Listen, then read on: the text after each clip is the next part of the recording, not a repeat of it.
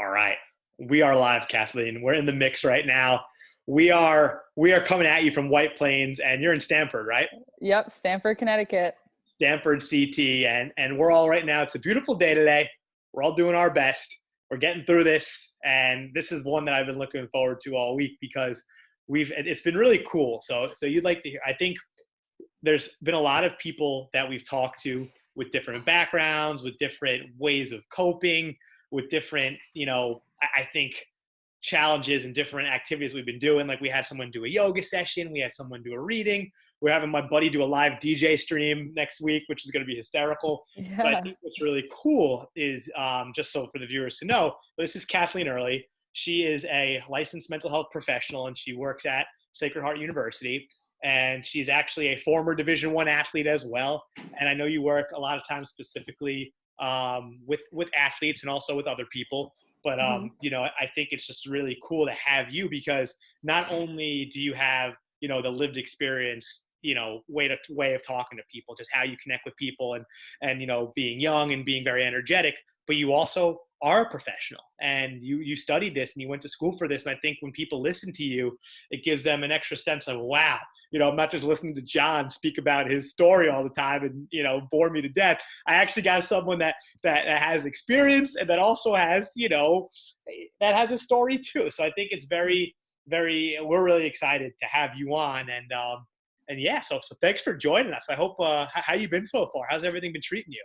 Yeah, well, first of all, thank you so much for having me. I'm so excited for this. I think, being able to talk just about what we're all going through, what we're experiencing together, and just really how this time is something that we've never ever been, exposed to. It's so new for all of us. So I think it's, really important to take this time to talk about our mental health and how it's more important now than ever, really. And yeah, I've been good. I've been trying to just really take care of myself, practice what you preach, if you will, and really put my self-care first, sticking to a routine as best I can, getting outside and, doing all those little things that are really, really important for me on a daily basis. And yeah, I'm just really excited to be able to kind of share that message and just hopefully allow people to hear today that it's okay, whatever you're going through, whatever you're feeling, and to really validate that for them. Now, for you, what has been, I think, the best thing that you've been doing during this downtime? Because I know we were talking about there's some ups, there's some downs, there's rainy mornings where we don't want to get out of bed, and it's a Yeah. little tough and a little tricky. And you have beautiful days like today, which obviously gives us a little more. Whenever we talk, it seems like the weather is nice. By the way, it's two Yeah, times in a that's row. true. Yeah, but I guess like for you, what has been your favorite thing to do to kind of recenter yourself and to let some of the stress out personally? Yeah, I think the biggest thing for me right now is keeping a routine. Like I just find that I mean, I think as human beings, we are just like creatures of habit, right? So routine is everything right now. And it's something that I was struggling with in the beginning, but really coming back to that and just, doing what I can every single day to kind of keep that routine alive, if you will, but also really giving myself, that forgiveness. I think that's so important to understand that it's okay to slow down right now. And being a Division I athlete and even just with the work I do, I find myself going really, really fast in my normal routine, and that right now it's kind of like the world has just almost stopped and like is standing still in some ways. And to just allow myself to really be present with that and just tell myself it's okay to slow down, and to give myself that forgiveness for whether it's a day that I'm struggling, or I didn't get to maybe do something that was on my list, and to really just take this moment to be more present, and to really just be okay with going slower. It's so ironic that you say that too, because I've been thinking the same exact thing. It's like my routine isn't perfect right now, hmm right? And when I was working in the quote unquote real world, right? I would know what I would be doing. I know I have a school to go to this week. I knew the exact preparation I needed to do. I knew when I could turn it on, and then I knew the times when I could kind of turn it off. Now it's a little bit different. hmm And by a little bit different, it's very different, right? Yeah. But it's been slower, but I was having a great conversation with a buddy of mine this morning. It's been slower, but I've actually been more productive than I thought I was, right? Mhm. And I think that's the unique thing, is even though I don't feel as productive, I feel a lot healthier in a sense, because I've been actually, I think one of my problems was I was moving 25 billion miles an hour, and moving Mhm. 25 billion miles an hour doesn't usually, it's on the outside, and to people it might look great and wow, you're doing a million different things, but on the inside, that's not healthy. And I think I've been learning that, and like that forgiveness piece is like what I'm trying to figure out, is when it goes back Mhm. to normal, man, if I could combine what I was doing before with how I'm thinking now, there could be something brewing there. Yeah. And I think it's such right now, like I think it can be really obviously we're going through a lot of loss, with just like school kind of coming to an abrupt end, or seasons coming to an abrupt end. And we're really dealing with a lot of challenges. And I think, we're all dealing with it together, which is really cool to be able to experience something together. But I also think like it's so important to look at this time as really an opportunity, and it's an opportunity to be able to invest in ourselves. And with that being said, not to feel like you have to do a million things, but maybe just getting down, a self-care routine that works for you, or finding something right now that maybe you weren't able to do when you were going a million miles an hour, right? And hoping that if it's so important to you after this, it will stick and you'll be able to add that to your self-care routine. So I think looking at this time as, it can feel really negative, because if you're watching the news and everything that's going on, it's really easy to get sucked into that. But I think to kind of take that step back and to slow down and say, this is really an opportunity where we can invest in ourselves, and we can look at it as, a chance just to learn more about ourselves. Really, it's really amazing that you say that too, because one thing that I've been doing a lot differently. So before this, I did yoga like once. I tried it Mm-hmm. out, and not that I didn't like it. My mind, I wasn't in the right mind space, I guess. I had too many things going on and I couldn't slow it down. So the Mm-hmm. last like 3 days, it's funny. I did an online mindfulness class with someone that we met at Southern Connecticut State, Denise Zach. She was a former counselor there, and that slowed me down. And I've been doing like this box breathing technique where Mm-hmm. I'm doing like, and it's Yeah. actually been super super helpful, because it's Mm-hmm. allowing me to, like, I don't know, to get out of my own head and be more present in the moment. Because here's the thing, right, like you were saying, this is a great time for growth, because we can't really control the future, right? And it's something that we always think we can do by doing this and doing this and putting ourselves in this position and putting ourselves in that position and this, and Mm-hmm. and right now, I mean, all we can really do is kind of think, get creative, think, okay, what can I do in this moment to feel healthy and also to prepare myself, right? And I've noticed the more I'm being present and feeling healthy, the ideas tend to flow a little bit more when you're taking care of yourself a little bit. And don't get me wrong, I mean, I'll be honest with you, there's been some very tough times. There's been some mornings that it has been very hard that I haven't gotten Mm-hmm. anything done. But that forgiveness factor that you said early on, that is huge, because that self-care routine that you brought up, I mean, if we could start to slowly get that down during this tricky time, you know, it'll, I think, help us translate that into the quote unquote real world. Yeah, and I think that's a really good point that you make, that there's been some days that have been really hard. And I think looking at this time is really it feels like, we're kind of on this like sort of emotional like spectrum, if you will. And there's some days where we're going on one end and some days where we're going on the other. And that's totally normal during this time. We're all experiencing anxiety and stress at a level that we've really never experienced before.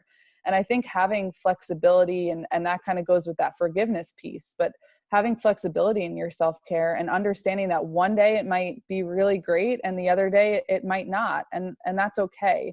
And really whatever you're feeling, to not jump to that like judgment, right? Like to not judge yourself for it, but to instead like kind of take that step back, and to really be okay with it in the moment, and just sort of allow yourself to do what you need, in that moment. And it's like what you're talking about when we were talking earlier about the continuum, right? And I Yeah. think that's so important for students to hear. That's why I can imagine why students love talking to you too, because when they hear that, right, you start, and I think it's the big trap that a lot of students, including myself when I was a student, fall into. Oh my God, I'm feeling bad today. It's going to be bad forever. This is Hmm. going to be tough. I don't know how I'm going to get out of this. I don't know what's going to happen. And then all of a sudden the next day, oh, I actually do feel a little bit better. Hmm. It's giving yourself a chance to accept those feelings, because, oh man, I had a tough 3 hours this morning. Okay, I had a bad 3 hours, but then all of a sudden I went outside, I took a walk, and then those bad 3 hours turned into something good. And it showed me that, well, I don't need to be in front of a computer for 3 hours to do something good for myself and to be healthier and to be quote unquote successful, right? Or however that's defined for people. But that continuum is something that students need to hear, because I'll never forget, when I, a little bit about my own story, when I went through that period when I was a junior in college, and I went through that month where I was losing it. I didn't realize that there was hope. And, if I had known and I was getting help and I was seeing someone like you, I would have known, oh my God, this is natural. This is a Mhm. continuum. I'm not going to feel like this forever. And my God, when you're in the moment, you feel like you're going to feel like it forever, but you're not, I promise you that. And I Mhm. think, man, that whole point of a continuum is probably something you must hammer home a lot with students. Yeah, and that's such a good point that you make. And I love talking about that with students that, I do talk to, is that everyone has mental health, and mental health really is on a continuum. And it's something that, like you were saying, like you can experience on one end, you can experience it on one end of the continuum and on the other. And I think what's such a good point is that it's so important to understand that we can come in and out of our feelings, right? And it's something that we don't have to stay in that feeling forever. And whatever you're feeling right now, it doesn't mean that it's going to last forever. You're going to be able to come out of that. And I think when we can understand and get a grasp on really what we're feeling and have more self-awareness to it, it allows us to also come out of those feelings maybe a little bit sooner, Yeah. than if we weren't aware of it. So you think, like, I guess, like for you, the best way to get out of those feelings is, what would you suggest? I mean, I always love to go back to self-care, and I know that we can, as a society, throw that word around, and it can sort of lose value, it feels like at times. But I think when we really think about self-care and what self-care really is, and the way I like to look at it in my own life is really any intentional act that I do to better my mental, emotional, or physical health, right? And so a lot of times when I'm sort of feeling down or anxious or you know sad or whatever that feeling is, I tend to try to recognize it and just say to myself, like, okay, like what's one little thing I could do right now to just help myself. And not saying that it always works, or that I'm perfect in that either, but I think trying to just really be aware of those feelings and understand that right now is a time where we might be feeling things that we've never felt before, but really understanding what's in our control and what we can do to help ourselves right now is so important. And I think what you mentioned before, like going outside and taking a walk for 5 minutes, or you know doing a breathing exercise, and just putting your computer away and putting all those things, those external distractions away, and allowing yourself just to be present. And I think that's so important. And I feel for myself that it's more important right now than it ever has been in my life. That's so powerful too, because I think that whole recognition, right? And hearing people, hearing you say that, I think is very reassuring for a lot of people, because it's like when you can recognize why you're feeling a specific way, it allows you to almost accept that feeling. And it's almost like that whole concept of mindfulness that people were, I've been learning about a lot more, is like when you accept that feeling, you let it in, it's a lot easier to let it out than you think. And for someone with OCD, sometimes letting go of feelings is at times it was really really hard for me, right? Hmm. And but then the more I accept those feelings, like I know that I'm not doing much right now, but I know that there's going to be a way out of it, and I start acknowledging it. Then I'll do 10 push-ups, and all of a sudden my mind will move a little more. And then before you know it, after those 10 push-ups, I'm like, oh, all right, boom, boom, boom, boom, boom, boom. I get typing again. I get into that zone that I need to get into. So I think that's such an important thing when you are having those bad feelings, getting back to self-care. And I love how you say self-care is different for everyone, right? It's not just, the bubble baths and what Yeah. people think it may be.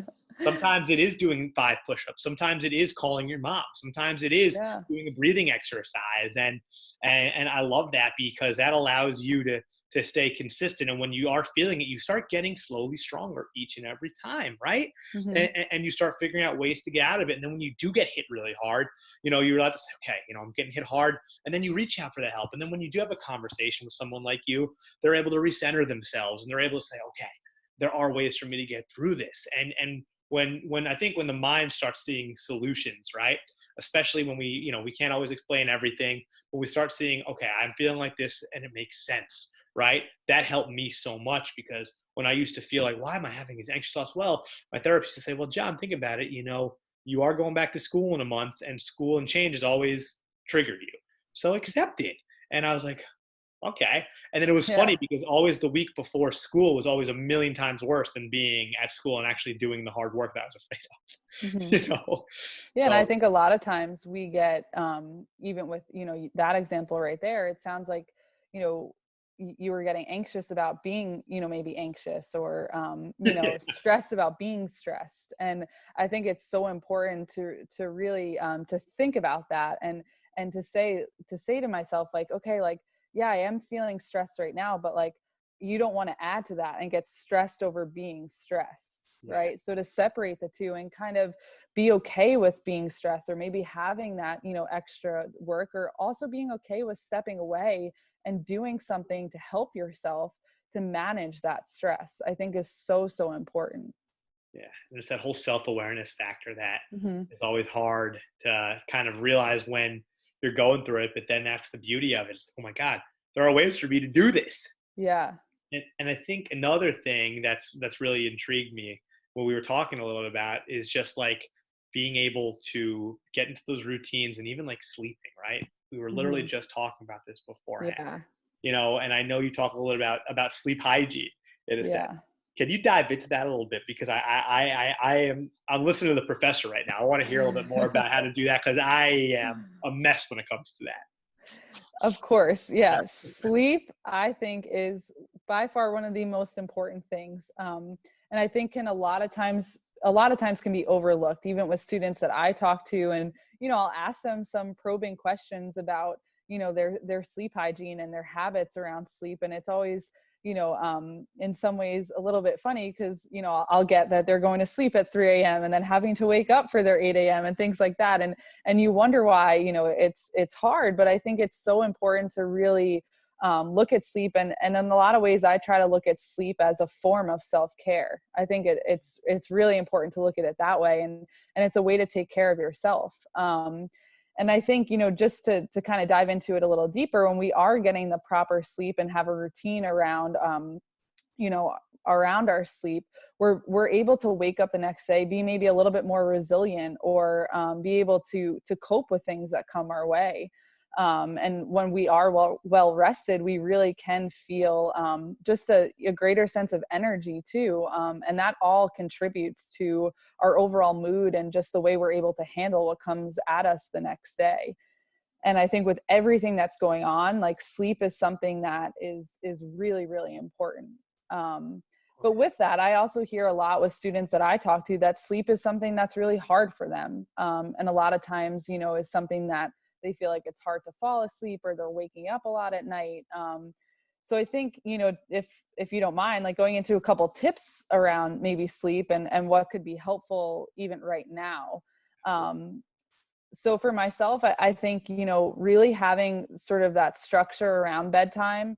I think it's important to try and have that time frame where, we're falling asleep around the same time and waking up at the same time, and getting into that routine of, just how much we are sleeping.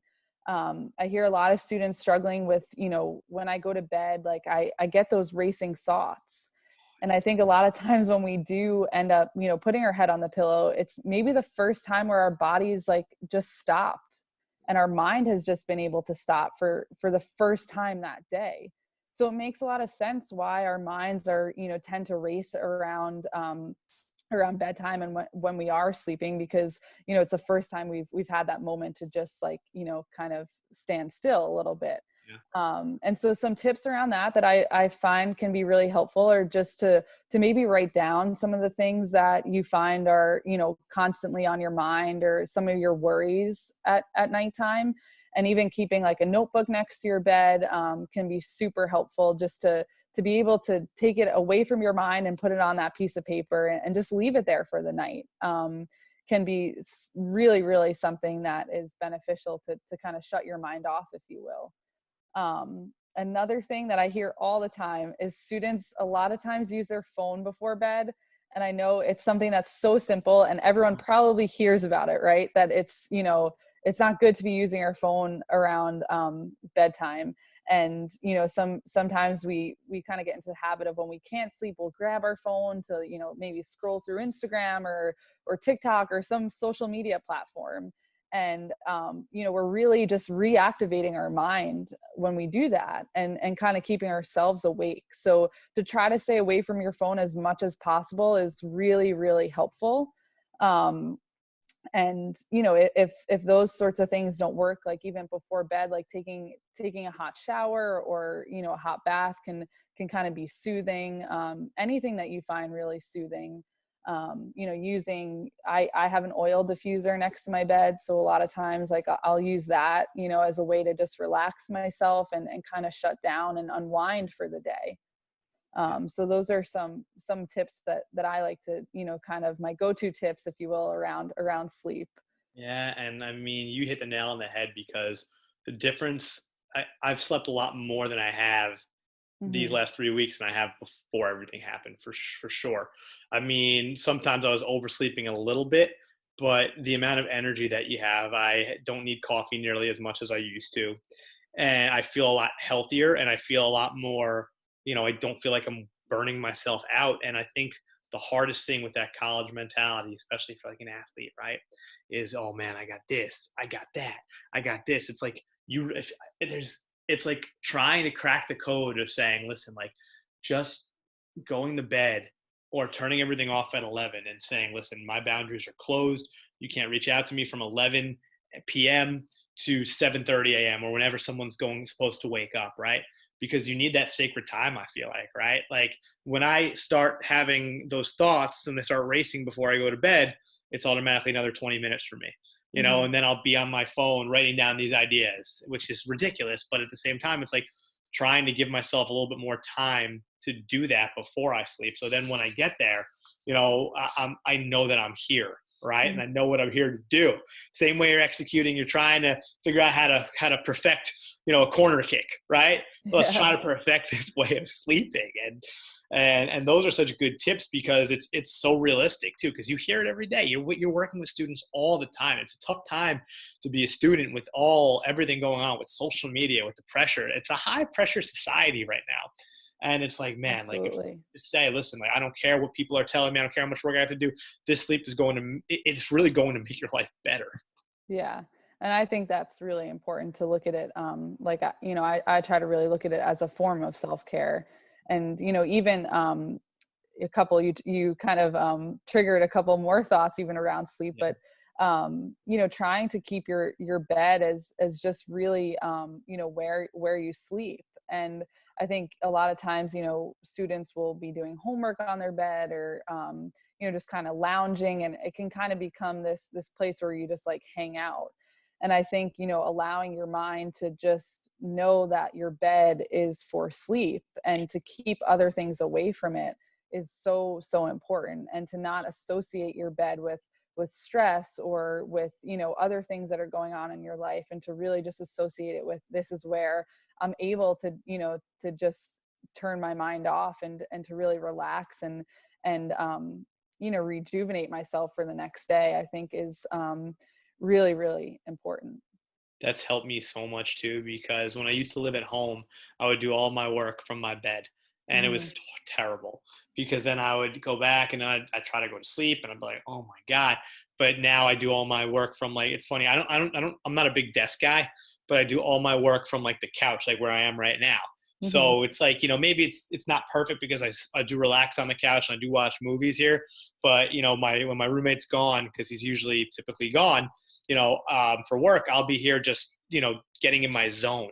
It allows Hmm. me to focus. And it's like, I mean, it's amazing the difference that you have when you do have that type of, almost like boundary for yourself to say, I'm not gonna do work on my bed. I'm gonna actually slow myself down. I'm actually gonna prioritize sleep because Hmm. I've done that too. Because instead of saying I got to be doing work at 8:30 at night, I've been saying, all right, listen, like I'm not going to do work at 8:30 at night anymore, right? I'm going to stop, and I become a lot more productive, a lot more Hmm. productive. Yeah.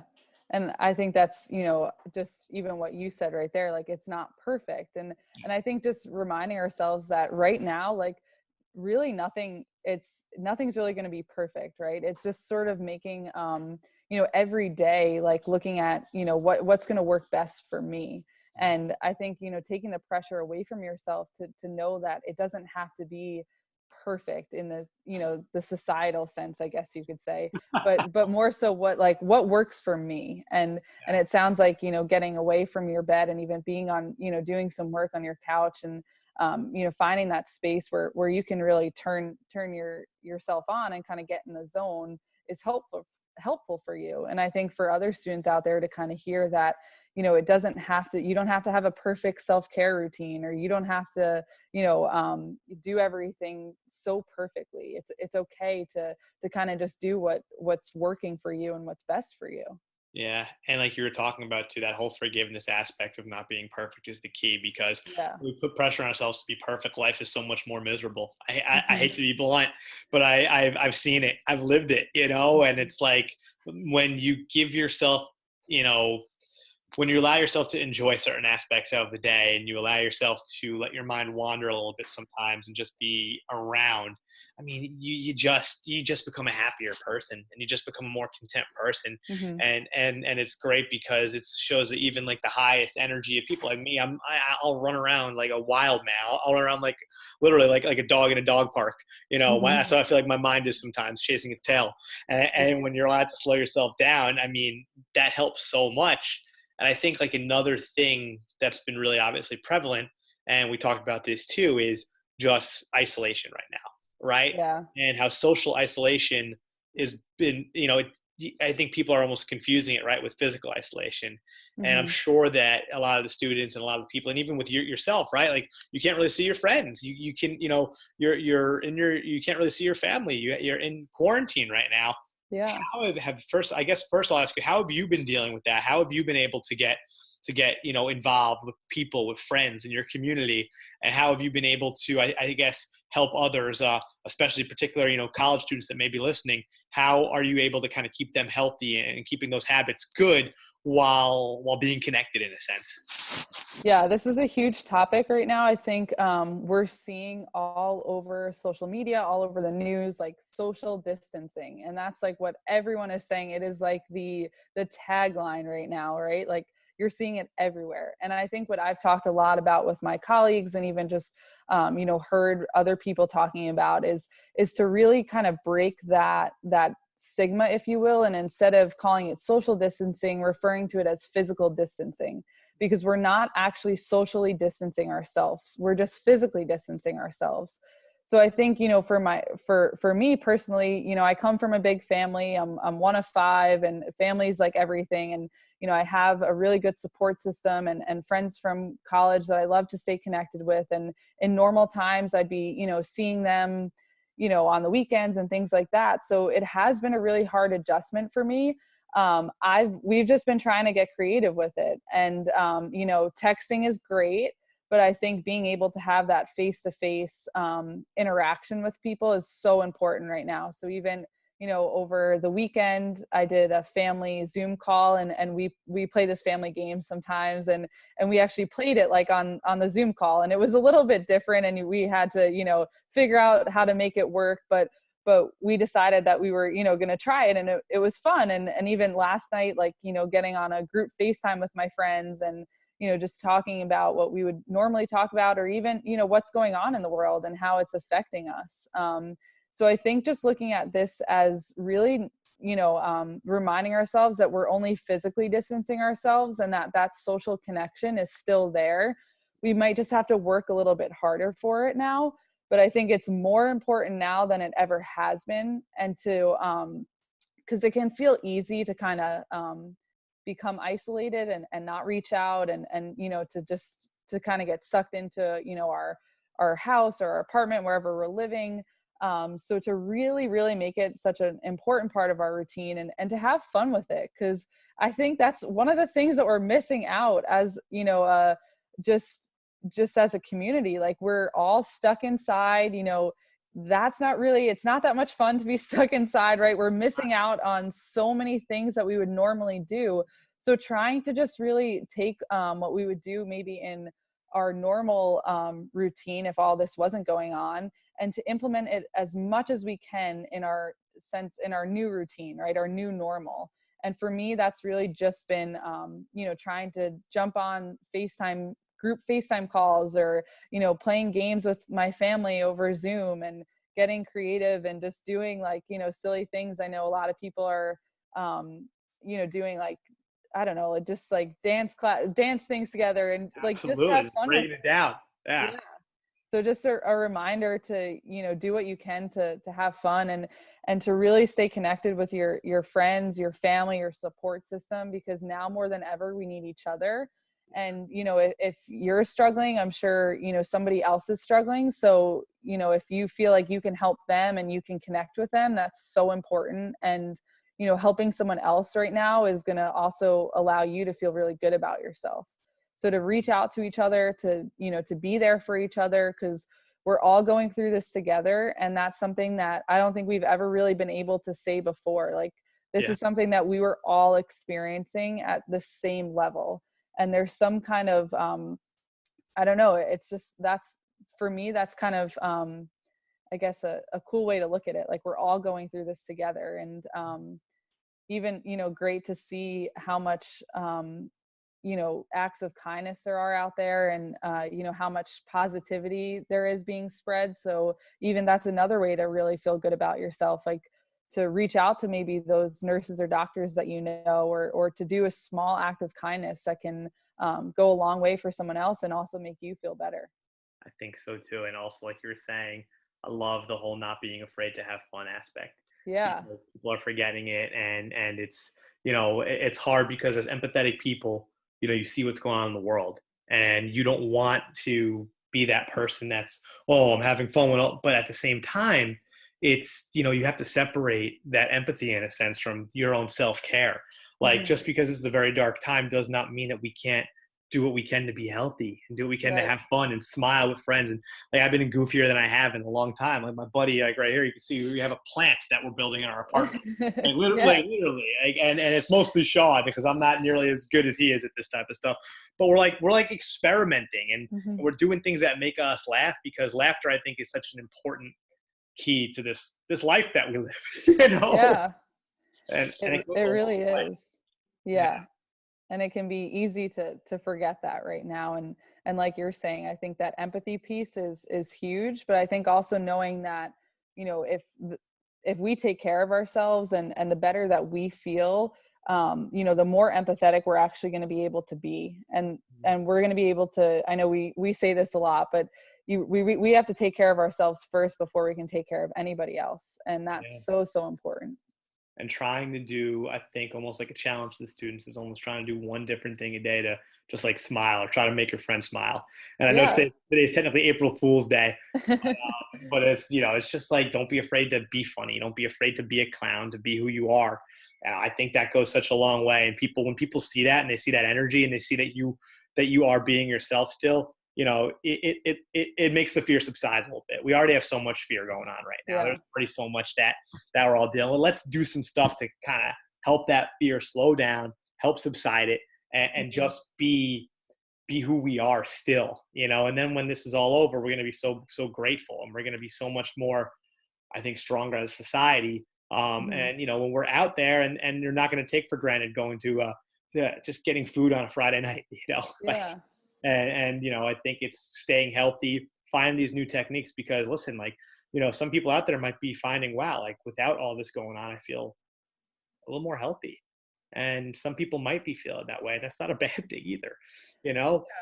And I think for, for other people who are, really struggling right now, I think to just remind them as well that it's okay, whatever you're feeling, and to really give yourself that forgiveness, and to not be judgmental towards your feelings, but to allow yourself to feel that, but to also know that, we have an opportunity right now to be able to slow down, and to maybe be able to, try something new to kind of combat like what you're feeling, and to really get into that, like you're saying, like maybe a better self-care routine. And it really is, like I said before, a chance to invest in ourselves. And I think, I keep trying to remind myself that when I am going 100 miles an hour, I always wish for that day off or for that moment to slow down.